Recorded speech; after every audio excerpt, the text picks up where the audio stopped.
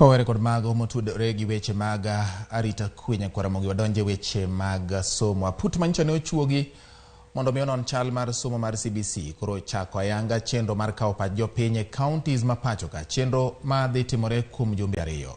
Odiochieng' ma kiny tich ariyo apudno biro chopo nyaka e kaunti ma Migori kama gidhi kawe pach jopiny. Chenro ma dhi timore e kar tiegruok ma Migori TTC.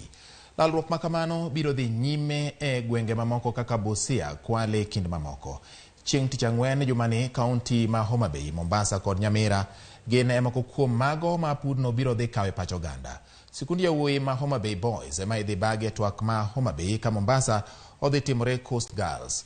Kaunti ma Siaya biro yudo thuolo makamano chieng' tich adek juma manyien e sikund sekondar ma Nyamira Girls. Sikundi nyiri ma Kisumu Girls ema oganda ma Kisumu biro chope mondo mi okaw pachgi e wi somb CBC ka Nairobi ibiro bage Twak e mbalariany ma Nairobi.